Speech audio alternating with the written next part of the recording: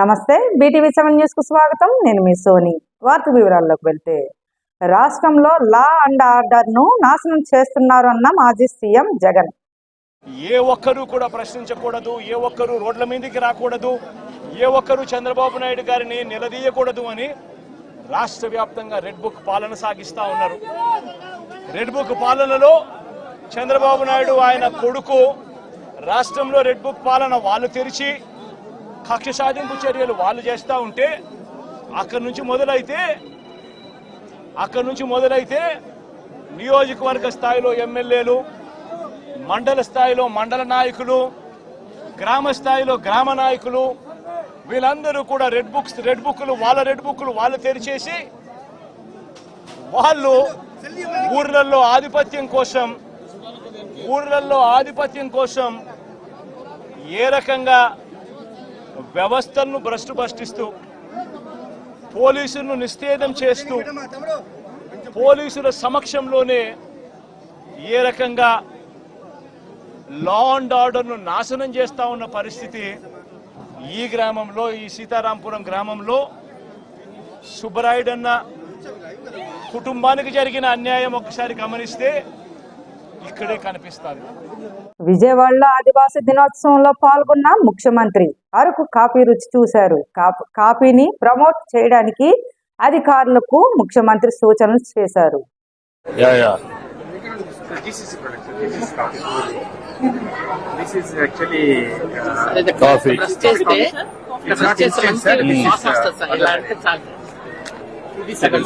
ఇక్కడ practising is done such a manner. It doesn't have that కదా. This is it sir. అంటే ఇక్కడ press చేసి ఆరామ్ ఆఫ్ ఫీల్ చేయొచ్చు సార్. స్మెల్ చేస్తారు ఇక్కడ సార్, అక్కడే స్మెల్ చేస్తారు. చాలా బాగా వస్తుంది. ఇది అన్ని లేటెస్ట్ అన్నిట్లో పెడుతున్నారు. ఇది ఇప్పుడు మనమే కాదు, బయట కూడా మార్కెట్ లో, బయట మార్కెట్ కూడా జీసీసీ ద్వారా సప్లై అవుతుంది సార్. మనం కాదు అడిగేదంటే ఈ టెక్నిక్ కూడా మనం పెడుతున్నాం సార్. ఈ టెక్నిక్ అనేది ఇక్కడ వాడుతున్నారు అన్న. I think they may be using sir. అదే అడిగేది. ఇది ప్యాకేజింగ్ టెక్నిక్ సార్. ఏంటో కాఫీనా? అందరికి ఇవ్వండి. ఇక్కడ ఎమ్మెల్యేస్ కూడా ఉన్నారు చూడండి, నాన్ ట్రైబల్స్, వెంకట్రావు వాళ్ళందరూ తీసుకో కన్నబాబు.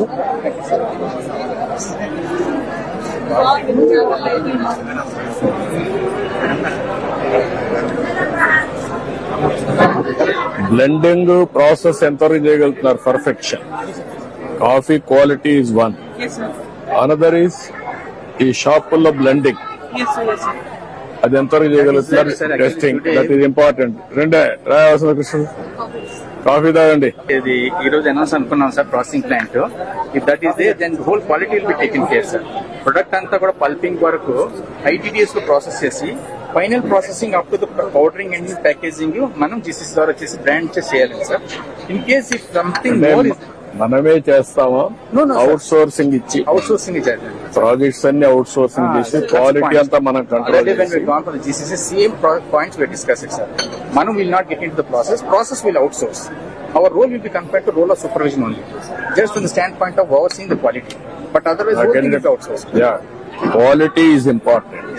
Quality మీరు ఎంతవరకు చేయగలుగుతారు? Potential is there, and we'll tie up with some big brands like Tata also, sir. ఏమన్నా బల్క్ లో తీసుకోవాలంటే వైసీపీ ఎమ్మెల్సీ దువ్వాడ శ్రీనివాస్ అక్రమ సంబంధం పెట్టుకోవడంపై ఆయన కుమార్తెలు రోడ్డెక్కారు. ఆయన ఉంటున్న ఇంటి ముందు తన ఇద్దరు కుమార్తెలు నిరసన తెలియజేశారు.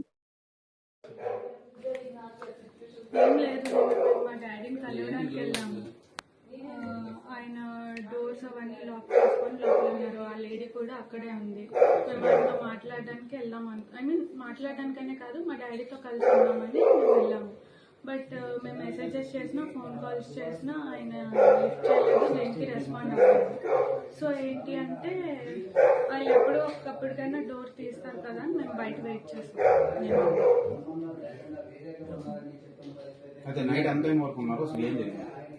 నైట్ యాక్చువల్లీ నేను ఆఫ్టర్నూన్ 3 నుంచి నైట్ 1:30, 2 వరకు ఉన్నాను. బట్ వాళ్ళు ఎవరు రెస్పాండ్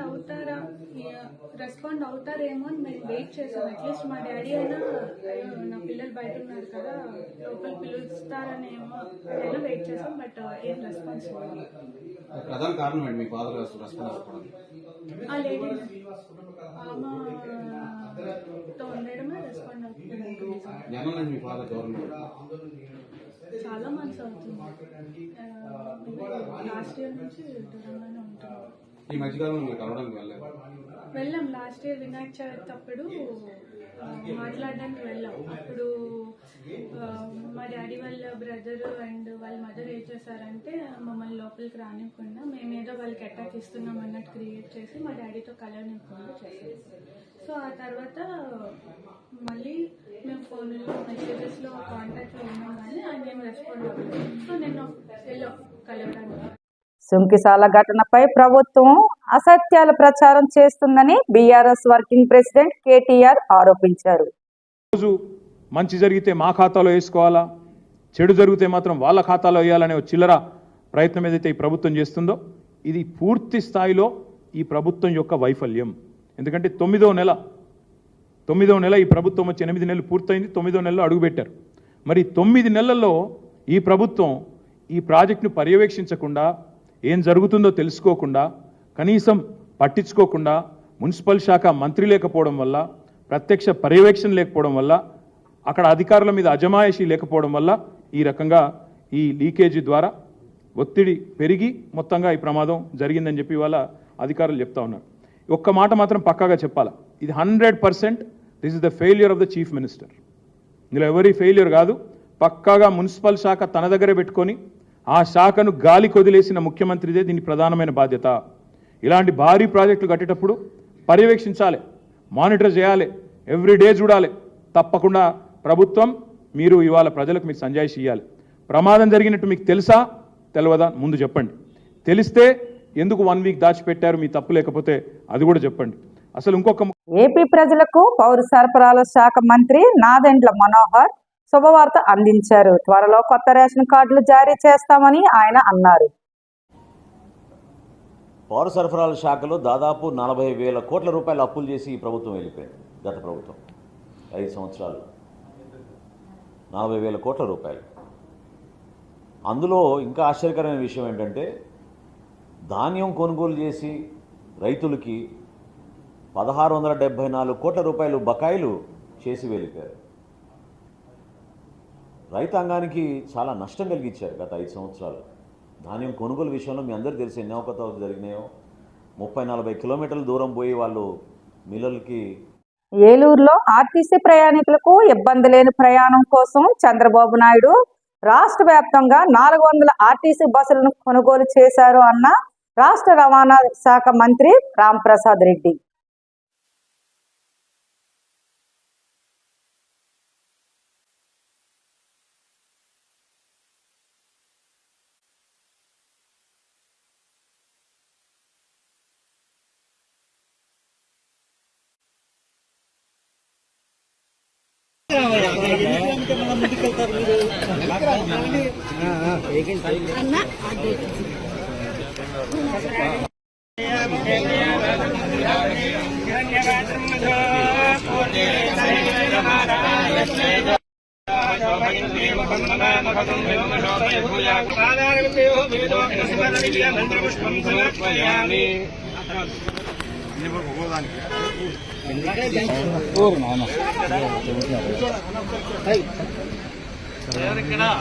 రాజు డ్రైవర్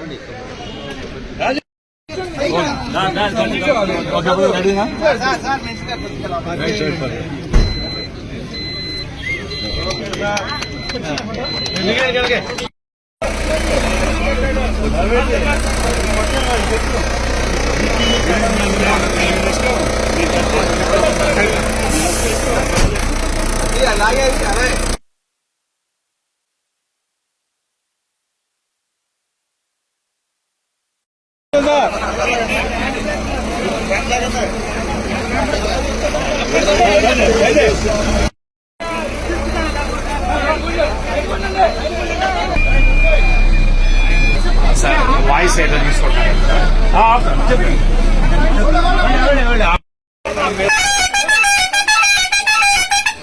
బాబు ఇది జరిగిందమ్మా.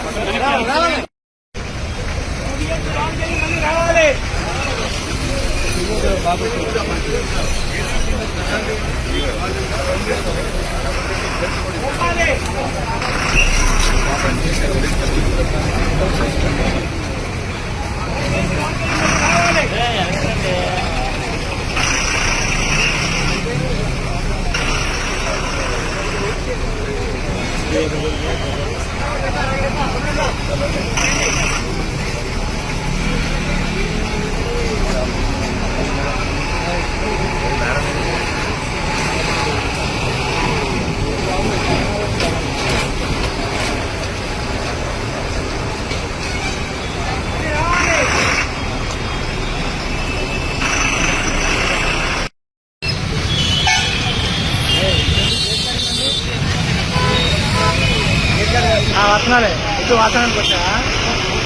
జీవీఎంసీ స్టాండింగ్ కమిటీ ఎన్నికల్లో కూటమి అభ్యర్థులు 10కి 10 గెలుచుకున్నారు అన్న భీమిలి ఎమ్మెల్యే గంటా శ్రీనివాస్. నిన్న జరిగిన జీవీఎంసీ స్టాండింగ్ కమిటీ ఎన్నికల్లో కూటమి అభ్యర్థులు 10కి 10. మామూలుగా ఈ మధ్య మనం క్వైట్గా వింటున్నాం పూర్తిగా 100% స్ట్రైకింగ్ రేట్ అని. అటువంటి 100% స్ట్రైకింగ్ రేట్ తోటి 10కి 10 భారీ మెజార్టీ తోటి కూటమి అభ్యర్థులు గెలిచిన వాళ్ళకి మనస్ఫూర్తిగా అభినందనలు తెలియజేసుకుంటూ, మరి ఈ జీవీఎంసీ స్టాండింగ్ కమిటీ ఏదైతే ఎన్నిక నిన్న జరిగిందో అది భవిష్యత్తులో జరగబోయే అన్ని ఎన్నికలకి ఇది ఒక నాంది. త్వరలో జరగబోతున్న విశాఖ స్థానిక సంస్థల ఎమ్మెల్సీ కానీ ఆ తర్వాత ఏ ఎన్నికలు వచ్చినా కూడా ఇదే ఫలితాలు పునరావృతం కాబోతూ ఉన్నాయి. ఇక్కడ ఆశ్చర్యం ఏంటంటే ఒక 3-4 డేస్ బ్యాక్ జగన్మోహన్ రెడ్డి గారి దగ్గరికి విశాఖపట్నం సంబంధించిన కార్పొరేటర్లందరూ కూడా ఆయన్ని పిలిపించుకొని ఆయన కలవడం జరిగింది. దాదాపు 40 మంది పైగా కార్పొరేటర్లు జగన్మోహన్ రెడ్డి గారిని కలిసి వచ్చిన తర్వాత ఇక్కడ ఓటింగ్ నిన్న పడ్డ ఓట్లు చూస్తే 66-65 ఓట్లు కూటమి అభ్యర్థులకు పడ్డాయి. అంటే ఏదైతే 40 మంది జగన్మోహన్ రెడ్డిని కలిశారో ఆ 40 మంది కూడా నిన్న జరిగిన ఎన్నికల్లో వైసీపీ పార్టీకి ఓట్లు వేయలేదు. అంటే ఆ పార్టీ పరిస్థితి ఏంటి, ఆ పార్టీ నాయకత్వం ఎలా ఉంది, ఆ పార్టీ నాయకుడి పైన వాళ్ళకి ఎలాంటి అభిప్రాయం ఉందో నేను ఎన్నికలు రుజువు చేశాయి. అయితే ఇక్కడ ఉత్తరాంధ్ర సీనియర్ నాయకుడిగా ఉన్న బొత్స సత్యనారాయణ గారు విశాఖపట్నం స్థానిక సంస్థల ఎన్నికల అభ్యర్థిగా ఆయన్ని వైఎస్ఆర్ పార్టీ ఫైనలైజ్ చేసిన తర్వాత 1-2 చోట్ల ఆయన మాట్లాడుతూ కూటమి గురించి, తెలుగుదేశం గురించి ప్రత్యేకంగా కొన్ని విమర్శలు చేశారు. అలాగే నిన్న మొన్న జగన్మోహన్ రెడ్డి గారు కూడా అమరావతిలో మాట్లాడుతూ ఏదైతే ఆయన విలువల గురించి, నైతికత గురించి, వీటిలన్నిటి గురించి కూడా మాట్లాడుతుంటే చాలా నవ్వు వస్తూ ఉంది. పాత సామెత ఉంది, ఏదో దెయ్యాలు వేదాలు వల్లించడం అంటే. రాజకీయాల్లో విలువలు, నైతికత ఇటువంటి పదాలు జగన్మోహన్ రెడ్డి మాట్లాడుతూ ఉంటే ఈరోజు అందరికి కూడా ఆశ్చర్యం వస్తూ ఉంది. ఆయన అంటూ ఉన్నారు 80% ఓట్లు మాకున్నాయి, అటువంటి చోట్ల తెలుగుదేశం పార్టీ ఏ ఉద్దేశంతో క్యాండిడేట్ పెడతా ఉందని చెప్పని. ఫస్ట్ మీకు 80% ఓట్లు ఏదైతే మీరు గెలుచుకున్నారో ఎంపీటీసీలు, కార్పొరేటర్లు, కౌన్సిలర్లు, జడ్పీటీసీలు. విశాఖ జిల్లా కోర్టు దగ్గర కొత్త క్రిమినల్ చట్టాలు రద్దు చేయాలని కోర్టులో లాయర్లు నిరసన తెలియజేశారు.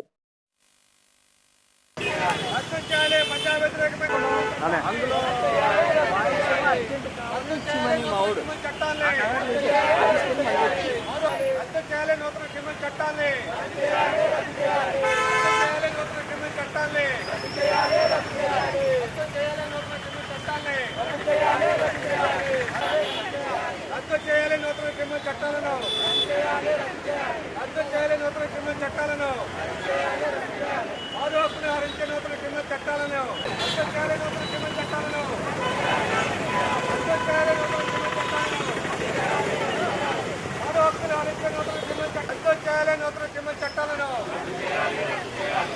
చేయాలి ప్రజా వ్యతిరేకమైన నూతన చేయాలి పౌరహక్కులు హరించే నూతన క్రిమినల్ చట్టాలను రద్దు చేయాలి పౌరహక్కులు హరించే చట్టాలను రద్దు చేయాలి నూతన క్రిమినల్ చట్టాలను రద్దు చేయాలి పౌరహక్కులు హరించే నూతన క్రిమినల్ చట్టాలను రద్దు చేయాలి నూతన క్రిమినల్ చట్టాలను రద్దు చేయాలి పౌరహక్కులు వ్యతిరేకించే నూతన క్రిమినల్ చట్టాలను రద్దు చేయాలి పౌరహక్కులు హరించే క్రిమినల్ చట్టాలను వ్యతిరేకించండి ప్రజా వ్యతిరేకమైన చట్టాలను వ్యతిరేకించండి ప్రజా వ్యతిరేకమైన చెప్పండి.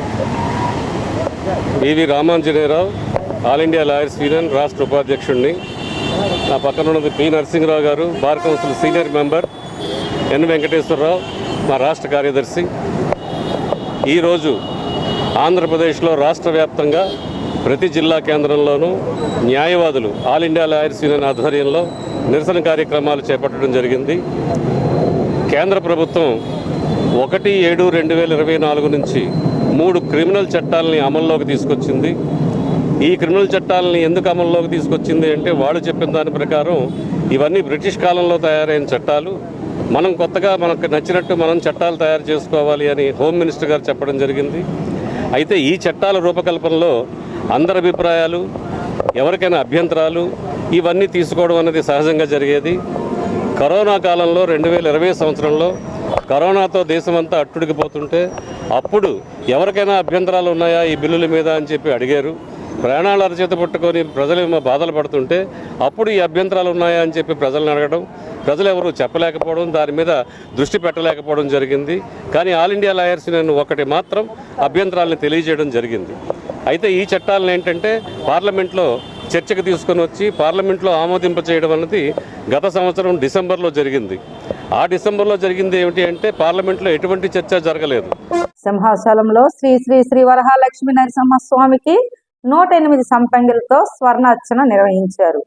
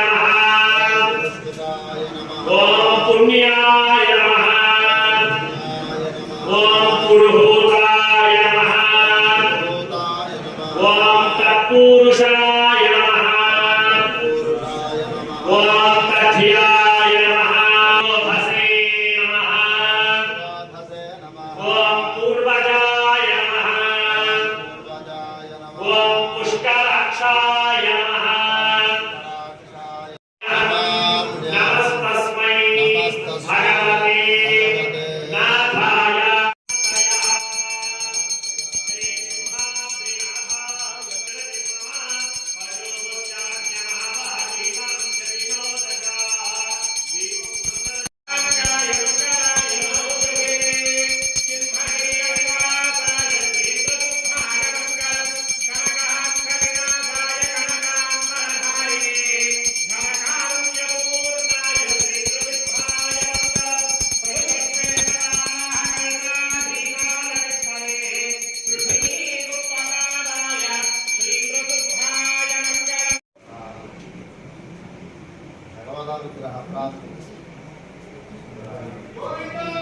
ఈ వార్తలు ఇంతటితో సమాప్తం. రేపు మళ్ళీ ఇదే సమయానికి మరిన్ని వార్తలతో కలుసుకుందాం.